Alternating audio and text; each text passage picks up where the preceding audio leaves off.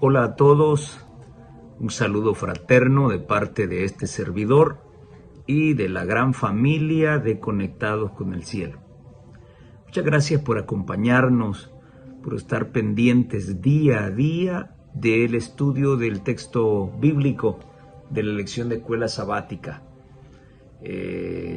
Gracias también por sus oraciones, por sus comentarios y por el buen deseo para que este canal continúe funcionando, difundiendo la palabra de Dios a través de el folleto de la escuela sabática. Vamos a inclinar nuestro rostro para tener una palabra de oración y repasar el estudio de esta semana. Nuestro Dios y Padre que está en los cielos, muchas gracias por este privilegio. Si nos ha permitido llegar acá es porque su misericordia, su protección y su cuidado nos han acompañado durante toda la semana. Gracias por el estudio diario, porque hemos podido estar conectados con el cielo a través del estudio de su palabra y el folleto de escuela sabática. Hoy, como siempre, suplicamos su bendición al enviar su Espíritu para que Él nos muestre esa preciosa verdad que usted desea que conozcamos. Bendíganos, se lo suplicamos, en el precioso nombre de Jesús. Amén y amén. Lección número 2. Esta lección estuvo muy interesante porque hace alusión a nuestra manera de vivir el Evangelio. ¿Amor o egoísmo? Esa es la cuestión. Vamos a iniciar diciendo, ¿cómo está tu cristianismo? ¿Por qué decidiste ser un cristiano?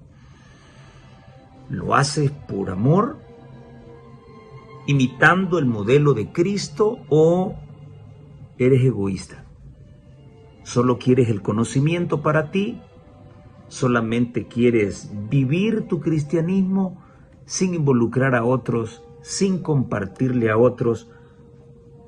¿Cuál es la situación en tu vida? ¿Amor o egoísmo? Esa es la cuestión. El libro de Isaías, el capítulo 41 y el verso 10 dicen de la siguiente manera: no temas, que yo estoy contigo.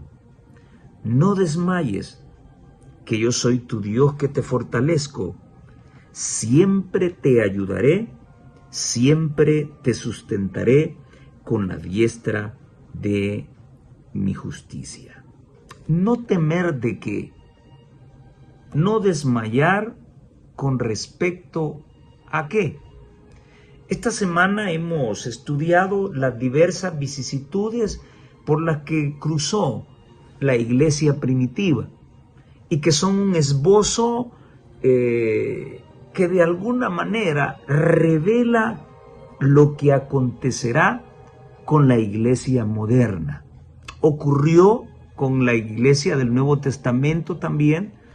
Ya vamos a analizar con detalles esa situación, pero ambos acontecimientos son un esbozo de la profecía de Jesucristo para aquel entonces y para nuestros días, registradas en el libro de Mateo, el capítulo 24, que debe estudiarse paralelamente con Marcos capítulo 13 y Lucas capítulo 21. Muy bien. Esta semana el autor nos plantea un panorama de estudio vinculado con la estrategia dual o la doble estrategia de Satanás para engañar y destruir al pueblo de Dios. Interesante esto. Y hoy lo estamos viendo a grandes luces. Y quiero repetir algo que repetí en la lección anterior. El catolicismo romano ha cambiado su discurso. ha comenzado a negar prácticas, creencias que fueron la palestra desde sus inicios en el pasado y que ahora pues están tratando de darle otra óptica con el objetivo de engañar a la gente, hacerle creer al evangélico, al cristiano, de que mucha gente que era parte del cristianismo se ha dado cuenta que estuvo en un error y están volviendo al catolicismo. Nadie se ha pronunciado, nadie ha dicho esos rostros nunca los vimos dentro de nuestras iglesias. Sin embargo, aunque fuesen rostros que se hubiesen visto dentro de la iglesia, recordemos que los jesuitas son los amos del disfraz. El arte de ellos es el disfraz. Desde hace muchos años han estado infiltrando las iglesias evangélicas y han estado estudiando en los seminarios de las diferentes denominaciones religiosas, incluyendo la adventista del séptimo día.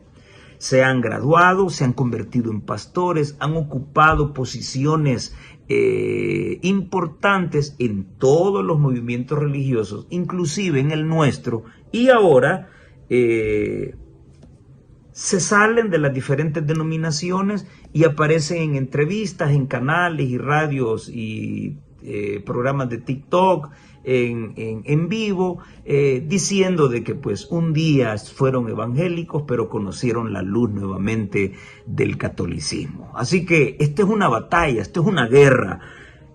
El autor plantea una doble estrategia para engañar y destruir al pueblo de Dios.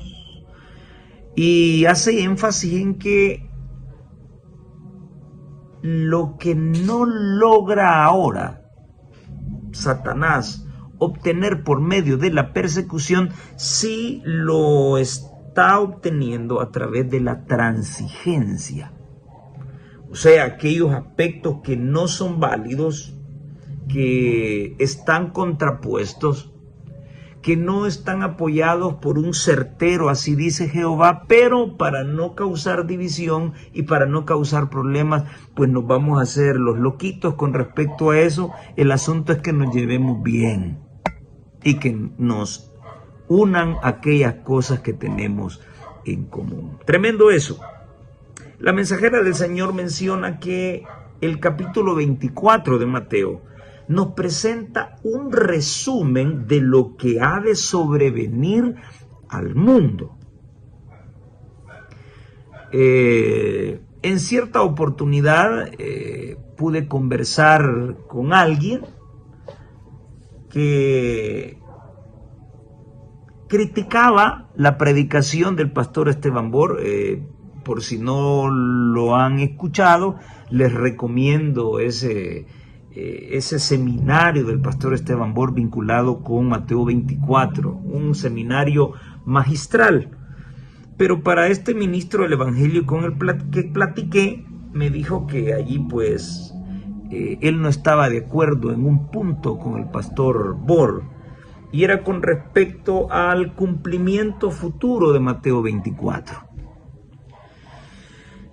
El capítulo 24 de Mateo, dice la sierva de Dios, a mí no me interesa lo que el pastor dice, o lo que el presidente dice, o lo que el secretario dice, o lo que Superman diga. A mí me tiene en cuenta dos cosas, a mí personalmente, no sé a ti, pero a mí personalmente, mi pivot, mi centro, mi norma de vida es la palabra de Dios y la palabra profética. Son dos cosas que son importantísimas. Sí. El capítulo 24 de Mateo nos presenta un resumen de lo que ha de sobrevenir al mundo. Vivimos en medio de los peligros de los últimos días. Los que perecen en el pecado deben recibir la advertencia. Y sigue diciendo ella, el que considera las cosas terrenales como el mayor bien. Y ojo para aquellos que no son conservadores, sino que son liberales y están tratando de enseñarle a la iglesia, al igual que el mundo evangélico y que el mundo católico, de que ese milenio tan esperado, pacífico, tenemos que disfrutarlo. Hablan de la segunda venida de Jesús, no niegan la segunda venida de Jesús, pero su estilo de vida niega que realmente Jesús vendrá. Porque el dinero, el materialismo, la adquisición de bienes, de casas, de vehículos, de pago caro de universidades, la obtención de títulos académicos a costillas del pueblo, es lo que más llama la atención. Y como el negocio es sabroso, como el negocio es maravilloso, entonces hay que mostrarle otra verdad al pueblo para que el negocio siga produciendo. La mensajera del Señor dice que el que considera las cosas terrenales como el mayor bien,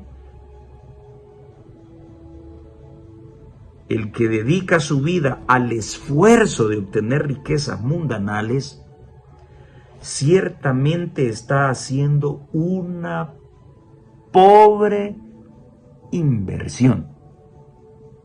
Cuando sea demasiado tarde, verá que aquello en que confía se desmorona en el polvo.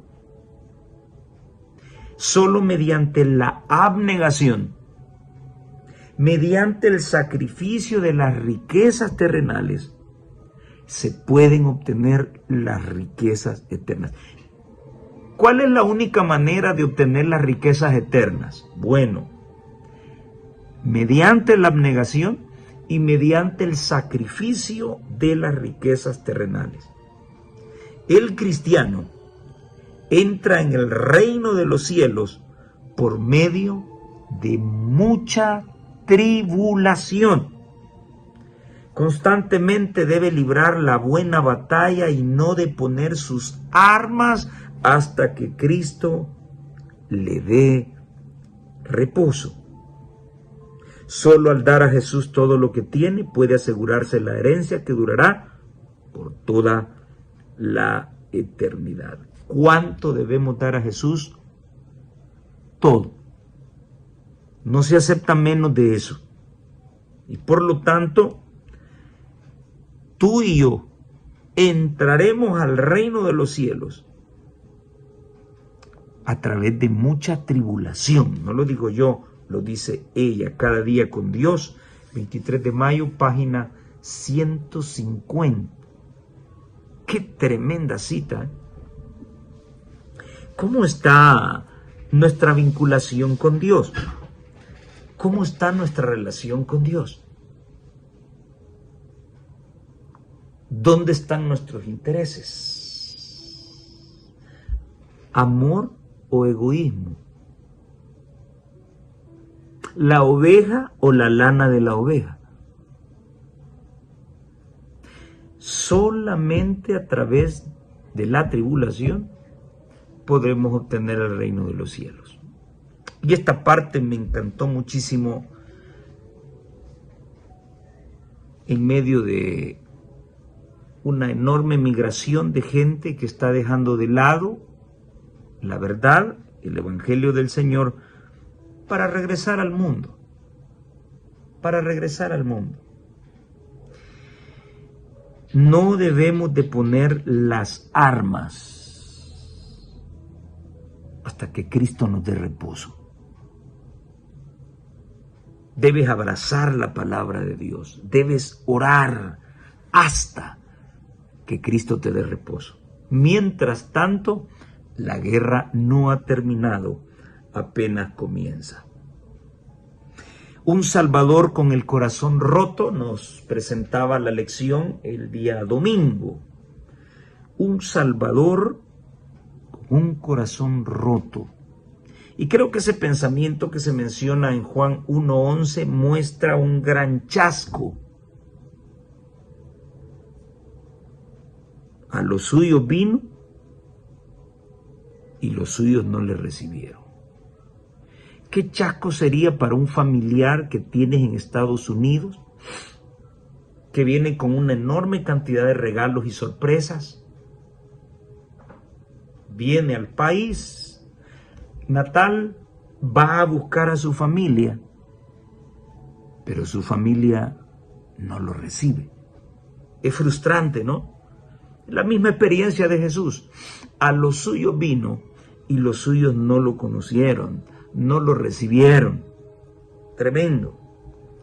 El amor de Jesús, dice el autor, por su pueblo fluía de un corazón de amor.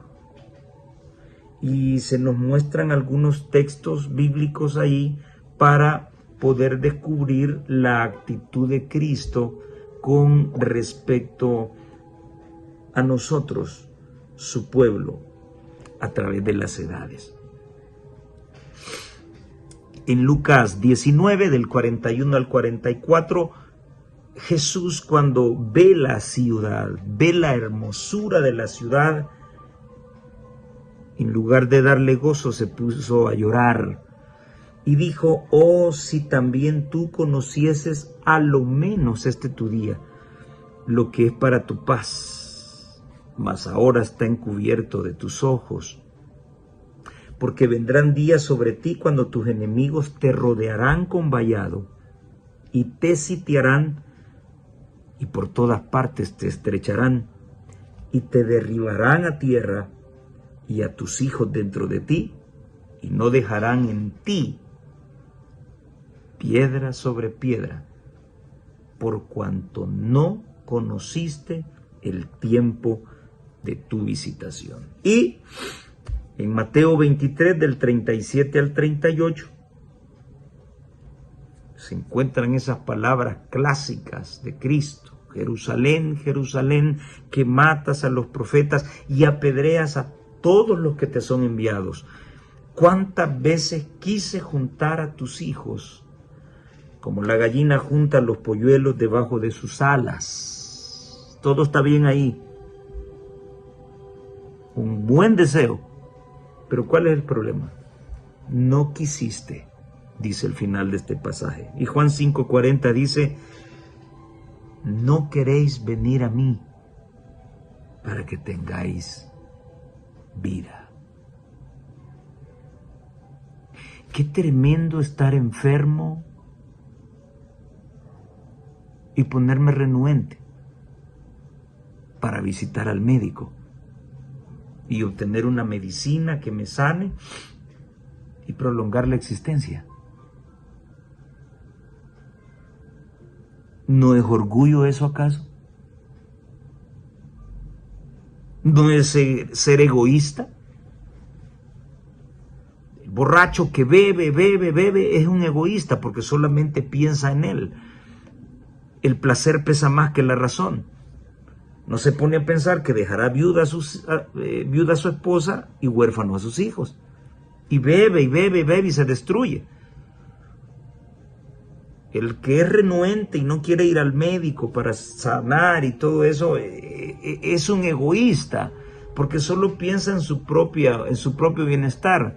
Se quiere morir por X o Y razón, pero no se pone a pensar en el dolor de los que deja. Es ser egoísta. Por eso la lección pregunta: ¿amor o egoísmo? ¿Qué es lo que tenemos? Jesús nos amó desde antes de la fundación del mundo. Y en esto consiste el amor, dice el apóstol, no en que nosotros le amemos a Él, sino que Él nos amó primero y se entregó a sí mismo por nosotros. Esa es la fórmula perfecta del amor. Él amó primero. Lo que conocemos del amor es gracias a Él, no al humano. Pero para borrar eso de nuestra mente, Satanás mete conflicto. Él se deleita en la guerra porque despierta las peores pasiones del corazón humano. A lo largo de los siglos, su propósito ha sido engañar, dice el autor de la lección. Engañar y destruir para echarle la culpa ¿a quién? A Dios. Ese es su modus operandi. El pecado del mundo de hoy día es el mismo que acarreó la destrucción de Israel. La ingratitud a Dios, el descuido de las oportunidades y bendiciones, el aprovechamiento egoísta de los dones de Dios. ¿No estará pasando eso con nosotros, adventistas del séptimo día?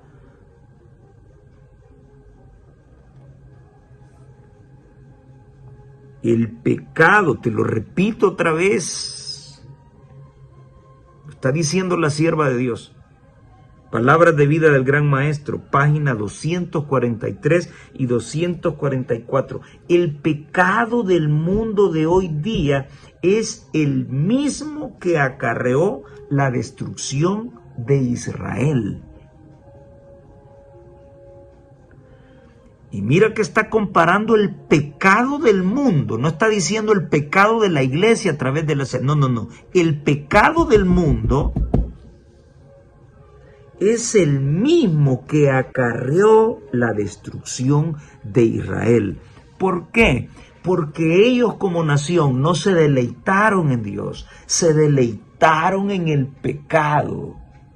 Lo mismo que hacía el mundo era lo mismo que ellos querían hacer. La ingratitud a Dios. Ahí estaba el pecado. Fueron ingratos con Dios. Cuando se sentían acorralados, cuando se sentían bajo peligro, prefirieron regresar a Egipto y ponerse delante de las ollas de carne y seguir el festín que sufrir un ratito y demostrarle a Dios dónde estaba su corazón. Y eso es lo mismo que muchos quieren introducir hoy en la iglesia. Amor, amor, amor y amor. El cristiano no debe sufrir. Te repito lo que dijo la sierva de Dios anteriormente. El cristiano obtiene el reino de los cielos por medio de la tribulación.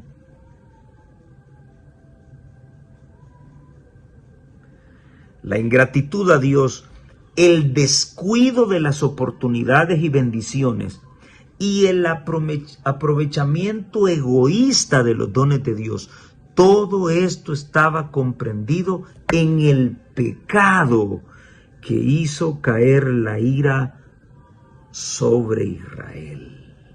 Ingratos con Dios. No valoraron las oportunidades y las bendiciones de Dios, la misericordia, la gracia de Dios y los dones que Dios envió fueron aprovechados egoístamente, solo para ellos. Recuerdo, esto me hace recordar la historia de un buen hermano que cuando conoció este evangelio, cuando se empapó de este evangelio, él subía a los buses a predicar el evangelio. Bueno, yo jamás me he topado. Sé que hay gente que lo ha hecho, así como este caso que voy a mencionar, pero yo jamás me he topado con un adventista del séptimo día predicando en los buses. Pero este caso que voy a contar lo conozco. Conozco el caso de otros hermanitos que se subían a los buses, que iban a los parques a predicar. Pero yo nunca me he topado con alguno. Y este hermano predicaba en los buses y hablaba de profecía y presentaba el mensaje adventista en los buses. Y recuerdo que en cierta ocasión él, muy triste, se acercó a mí y me preguntó: hermano, ¿hay algo de malo predicar en los buses? Y yo le dije, pues no, yo si tuviera el tiempo me fuera con usted y lo haría. Pero como no lo tengo, pues si usted lo tiene, hágalo. Es que el anciano de iglesia me dijo de que este evangelio adventista es demasiado caro para andarlo regalando en los buses. Oigan ustedes esa forma de pensar. un anciano adventista, un anciano de rango, un líder. A eso me refiero, no anciano de edad, un anciano de rango. Este evangelio es demasiado caro para andarlo derrochando en los buses. ¡Wow! Los dones de Dios se aprovecharon egoístamente. Todo eso, la ingratitud, el descuido de las oportunidades y bendiciones, el aprovechamiento egoísta de los dones de Dios, todo eso constituyó el pecado que hizo caer la ira sobre Israel. Dios se hartó y tenía razón completamente. Estos males están trayendo la ruina al mundo actual, al mundo mundano y al mundo religioso. Y nosotros vamos en cuenta. Las lágrimas que Cristo derramó sobre el monte de los Olivos al contemplar la ciudad escogida, no las derramó solamente por Jerusalén, dice la sierva de Dios. En la suerte de esta ciudad, Él contempló la destrucción del mundo. ¿Con qué está comparando esos acontecimientos proféticos de Jesús? Con la destrucción del mundo. Esto está en Mateo 24. Y venían los apóstoles, los discípulos, emocionados, queriendo enseñarles los edificios del templo y la magnanimidad del templo a Jesús. Y Jesús les dice realmente que llegará el tiempo en que de todo esto que me están enseñando, no va a quedar piedra sobre piedra. Para nuestros amigos que nos escuchan, que de diferentes partes del mundo, en mi país, El Salvador, se acaba de construir una preciosa biblioteca. No soy político, ni le voy a ningún partido político, pero lo que es se dice, preciosa biblioteca. Imagínate tú, yo me pongo en el graderío que está a la entrada de esa biblioteca y comienzo a pregonar que llegará el día que de esa biblioteca no va a quedar piedra sobre piedra. Y acaban de hacer la biblioteca. Yo creo que me agarrarían a pedradas. Y entonces los discípulos se interesaron por tres cosas. Primeramente, por saber cuándo ocurriría eso. En segundo lugar, cuáles serían las señales de la venida de Jesús. Y en tercer lugar, cuáles serían las señales del fin del mundo o de la destrucción del mundo. Así que para algunos teólogos hoy, Mateo capítulo 24 no tiene una vinculación para el futuro. No tiene nada que ver con acontecimientos futuros.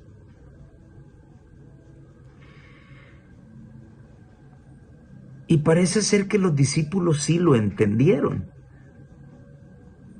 Por las preguntas que le hicieron a Jesús, dinos cuándo van a ocurrir estas cosas. ¿Cuándo será el momento exacto en que el templo será destruido completamente? Pero también queremos que nos digas cuáles serán las señales de tu regreso y cuáles serán las señales de la destrucción de este siglo, la destrucción del mundo. Ellos sí lo entendieron. Ellos encontraron un vínculo en el futuro. Y la sierva de Dios así lo está mostrando. En el monte de las Olivas, Cristo no solamente estaba llorando por la destrucción de Jerusalén, sino que sus ojos proféticos estaban viendo en el futuro la destrucción de este mismo mundo. O sea, vio nuestros días. Y luego ella pregunta, ¿dónde se ha de encontrar la iglesia en esta crisis? ¿Dónde vas a estar tú ¿Dónde voy a estar yo? Para los amantes de la plata, de lo material, ¿dónde van a estar? ¿Cómo estará la dirigencia de la conferencia general? ¿Cómo estará la dirigencia de los diferentes campos para ese entonces? ¿Estarán sosteniendo la verdad de Dios o se habrán ahogado en la mundanalidad, el ecumenismo y el pecado? Bueno, eso solamente el Señor lo sabe. Pero sí está escrito que iglesias con sus pastores se van a perder. Sí está escrito que los que van a terminar esta obra son laicos. Son laicos. Sí está escrito que sobre los pastores va a caer 10 veces el castigo por haber engañado al pueblo. Y el pueblo les dirá, ustedes lo sabían, pero nunca nos dijeron nada o nos escondieron esta verdad. Y esto no solamente se refiere a pastores evangélicos, también se refiere a los nuestros. Ya va con los pastores otra vez. Entonces la realidad, yo no he sido elegido ni apartado para cuidar al pueblo. Un ministro del evangelio, cuando estudia teología, cuando se va a la universidad a eso, pues lo hace porque, bueno, hay varios intereses, pero el que debería ser el primordial es apacentar la grey del Señor. ¿Dónde estarás, iglesia, cuando todo esto acontezca? ¡Qué chasco! El corazón de Jesús roto. A los suyos vino y los suyos no le conocieron. Y yo a veces le escribo a esos protestantes que dicen que fueron cristianos y hoy regresaron a la iglesia católica. Yo les dije, ustedes nunca fueron cristianos. Ustedes nunca conocieron el cristianismo. Si ustedes conocieran realmente el evangelio, ustedes huirían de Roma. No entablarían amistad con Roma. Ustedes tendrían claro que hay que salir de Babilonia. Ustedes no entendieron eso y por eso regresaron. Aunque, como siempre he dicho, para mí esos nunca han sido nada. Han sido jesuitas infiltrados. Cristianos salvaguardados providencialmente. En medio de la tribulación, así como lo expresa Salmo 46:1, Dios es nuestro amparo y fortaleza, nuestro pronto auxilio en las tribulaciones.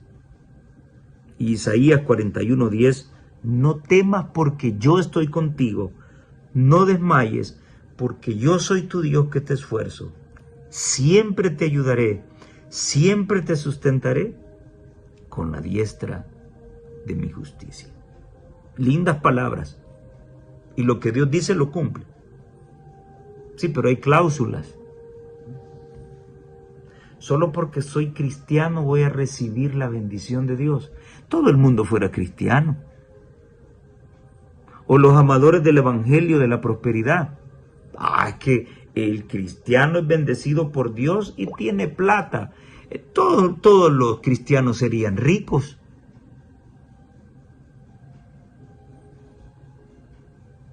Estos pasajes nos muestran que el cristiano no lleva una vida plácida y tranquila en este mundo. Pasa tribulaciones.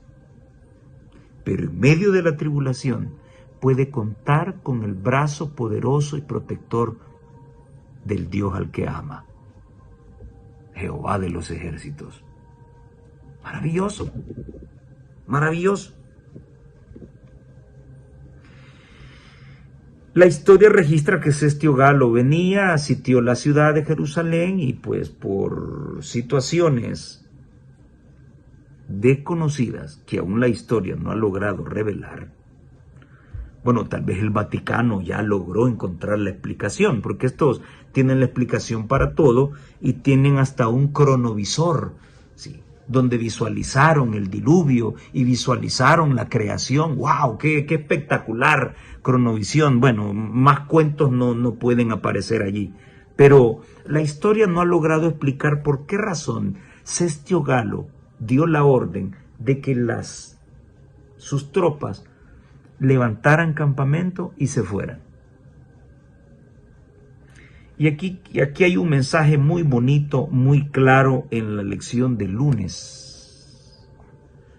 Qué triste es perder la orientación profética.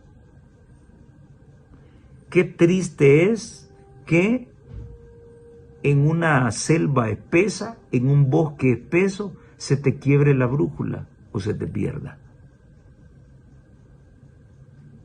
Hoy por hoy, la gran mayoría de adventistas del séptimo día no quieren saber nada de profecía. Nada.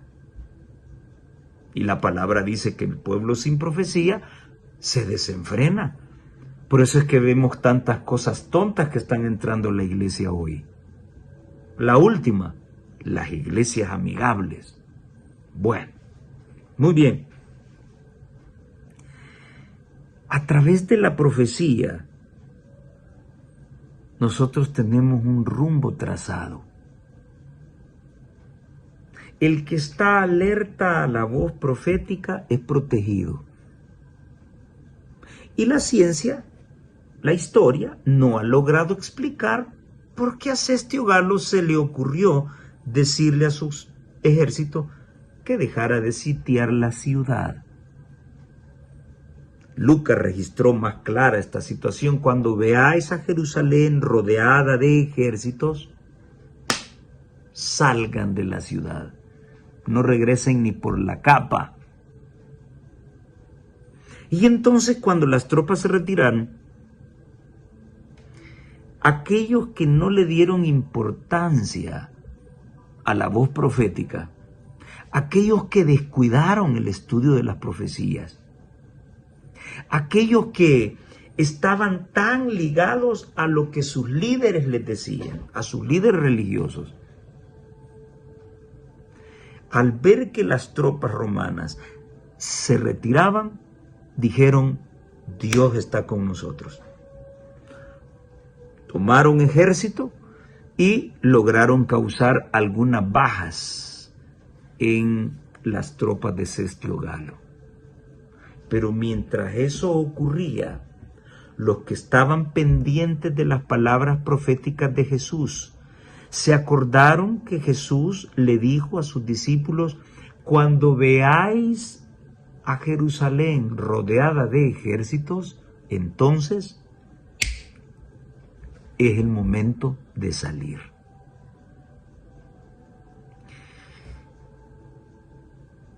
Estas enseñanzas eran particulares para todos los judíos o solo para un sector.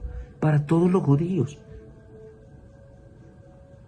¿Sabían muchos eso? Quizás sí, pero lo olvidaron. O lo sabían muy bien, pero quizás pensaron de que será posible que sea el tiempo para salir. ¿No será que nos hemos alborotado? ¿No será fanatismo? ¿No será que te hayas equivocado? Y los que sí confiaron en Dios y no en la carne, no en la opinión del hombre, aprovecharon ese espacio de tiempo para huir de la ciudad e ir a Peya, al otro lado del Jordán.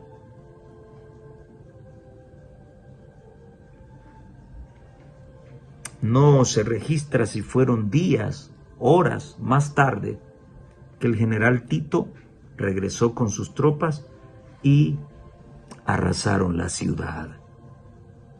Los únicos judíos que no fallecieron fueron los que lograron identificar la señal profética que Jesús dio de salir, y salieron en el momento oportuno, no confiando en sus líderes religiosos ni políticos, sino confiando por fe en la palabra de Dios, así como lo hizo Abraham, Isaac, Jacob, y etcétera, etcétera, etcétera, etcétera.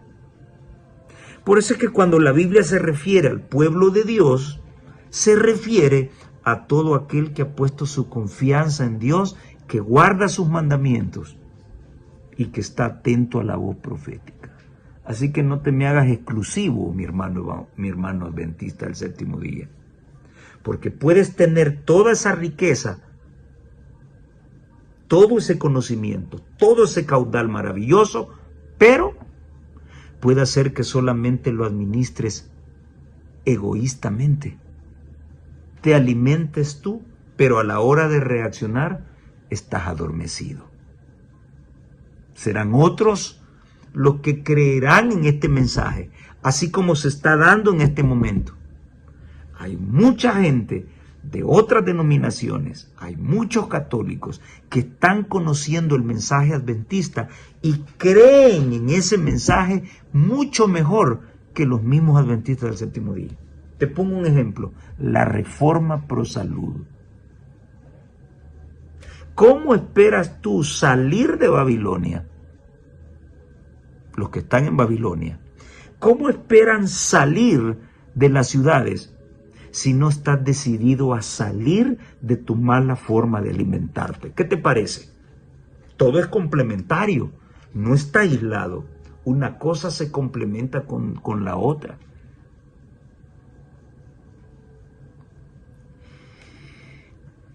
Aunque a veces Dios altera sus planes originales sobre la base de nuestras decisiones humanas, dice el autor de la lección, su plan final para este planeta se va a cumplir. Te lo voy a traducir en buen castellano. Te guste o no te guste, seas liberal o lo que seas, Cristo va a venir. No te preocupes. Muy pronto se sabrá quién tenía la razón.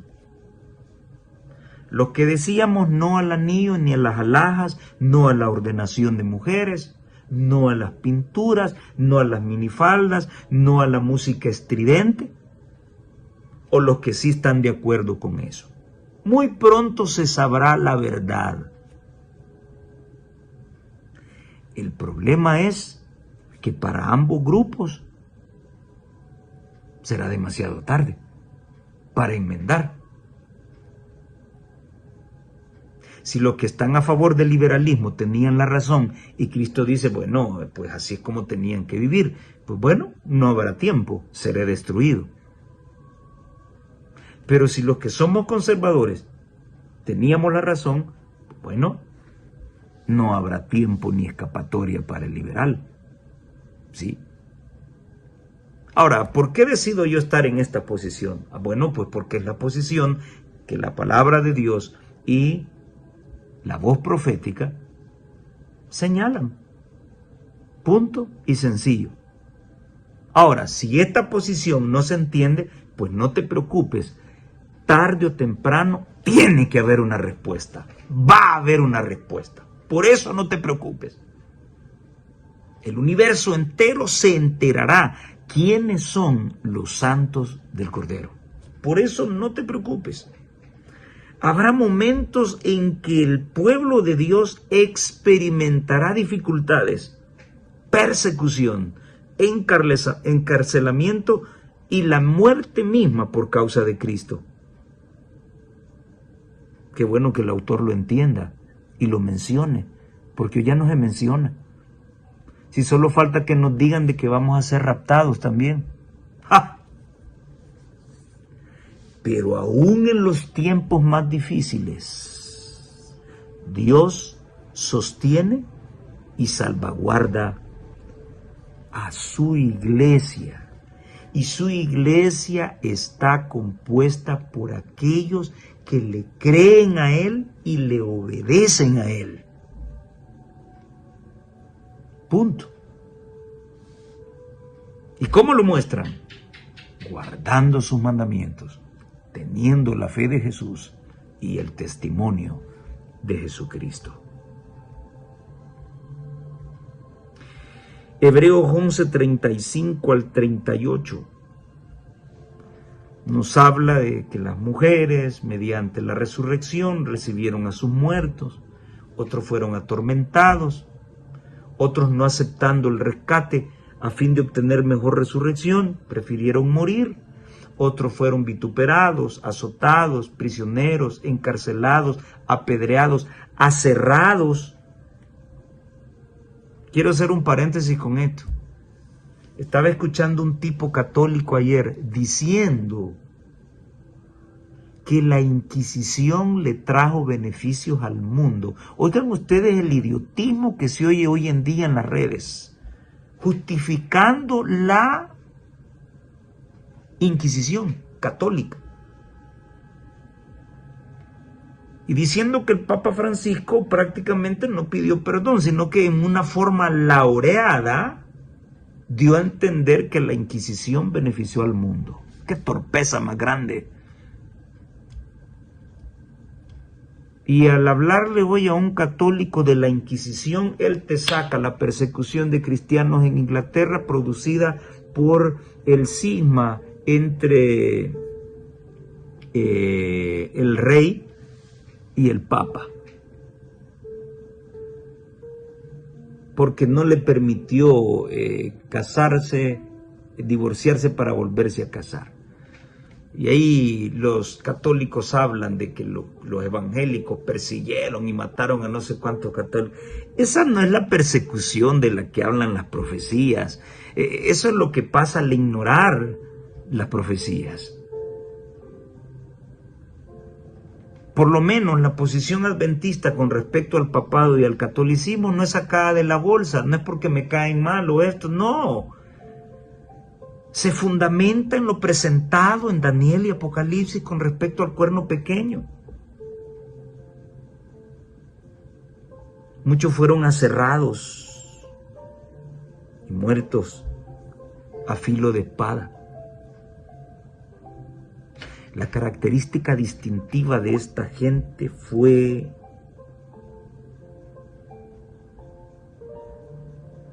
sostener su fe, ser fieles. ¿Cuántos se van de la iglesia porque tuvieron problemas con un pastor, con un anciano, con un hermano? ¿Cuántos? El pastor le quitó la esposa, el hermano le quitó, la hermana le quitó el esposo, cosa fuerte. El hijo se metió con la que no quería. Por ese tipo de situaciones sentimentales, mucha gente está deponiendo sus armas y se está yendo. Compara todo eso que te he dicho y otras cosas que tú conoces con esto. Ser perseguido, apedreado, azotado, aserrado, muerto a espada, y esta gente fue de temple y se sostuvo. El mundo, la historia del mundo me ha demostrado que la evolución no perfecciona la especie, la idiotiza. Y lo mismo pasa en el cristianismo. ¿Sí? Perdóname, pero no esperamos una iglesia mejor. Esperamos una iglesia peor, que con el tiempo se degrade. La gran pregunta es, ¿cuántos se mantendrán en pie para sostener la verdad de Dios? Mientras ese grupo se mantenga en pie, la iglesia no caerá.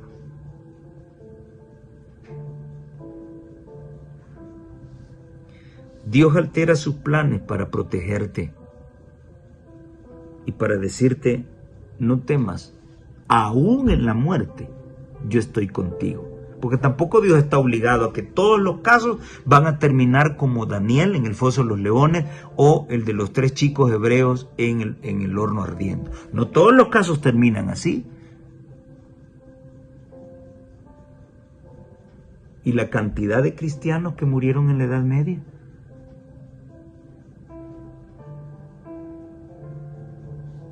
¿Cómo terminará mi historia? No lo sé. Vanos eran los esfuerzos de Satanás para destruir a la iglesia, dice Elena de White, la iglesia de Cristo, por medio de la violencia. La gran lucha en que los discípulos de Jesús entregaban la vida no cesaba cuando esos fieles portaestandartes caían en su puesto. No cesaba la lucha. Triunfaban por medio de su derrota. Los siervos de Dios eran asesinados, pero su obra seguía siempre adelante. Conflicto de los siglos, página 29. La muerte para ellos era victoria. Tremendo. Maten, nos decían los cristianos en tiempos de Roma. Somos como semilla. Entre más matan, más crecen. Qué maravilloso. Esta gente se mantuvo fiel en medio de la persecución. Soportaban amenazas según Hechos 4:17, encarcelamiento según Hechos 5:17 y 18, persecución según Hechos 8:1 y aún la muerte misma según Hechos 7:59. Pero el poder del Espíritu Santo estaba en ellos y les dio la fortaleza para que con valentía predicaran a Cristo resucitado. La iglesia crecía por todos lados, por Judea, por Galilea, por Samaria, y como lo externa la lección del miércoles, la iglesia seguía el modelo de Jesús, descrito en Mateo 4:23, donde Jesús recorría toda Galilea, enseñando en las sinagogas, predicando el evangelio del reino y sanando toda enfermedad y toda dolencia. ¿Qué hacía Jesús? Predicaba, enseñaba y sanaba.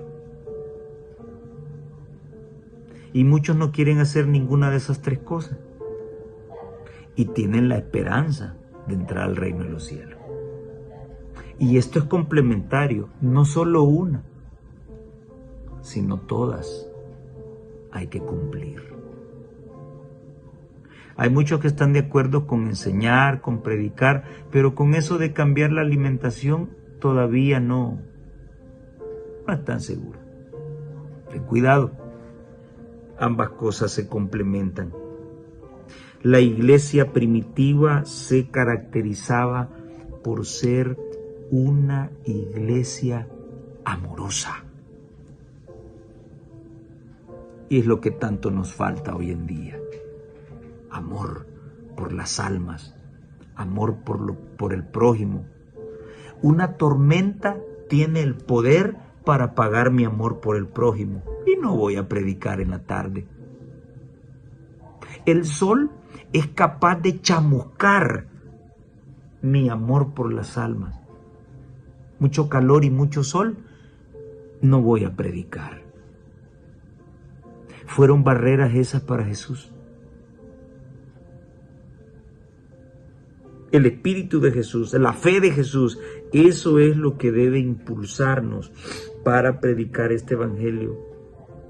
Cuando Cristo nos toca con su gracia, dice el autor de la lección, cuando Cristo nos toca con su gracia sanadora, anhelamos alcanzar a otros con el toque de Cristo para que puedan ser sanados también.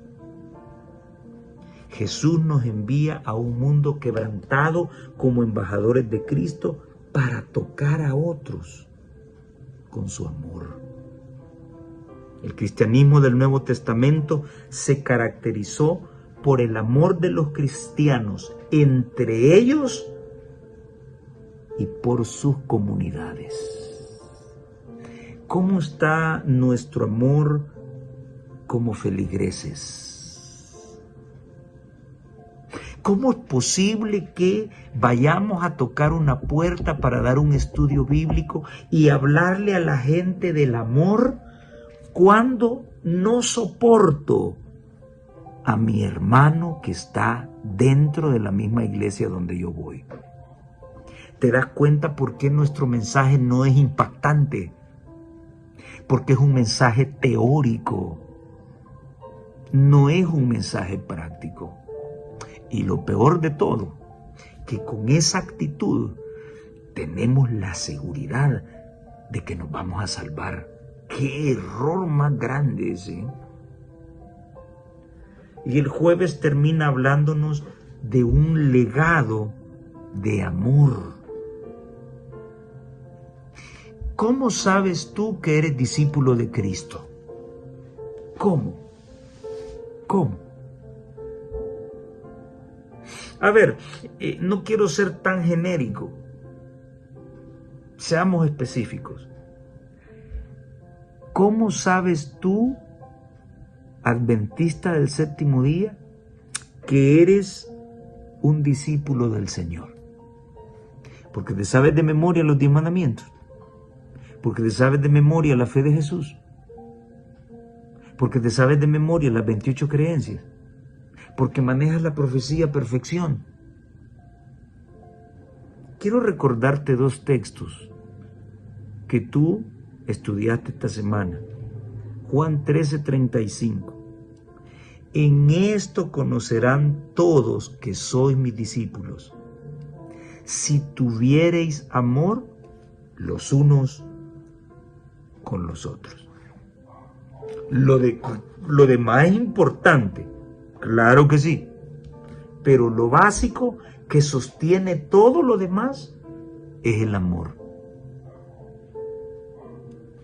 Si no amas a tu prójimo, si no amas a tu hermano, no te sirve de nada que te sepas las profecías revés y derecho.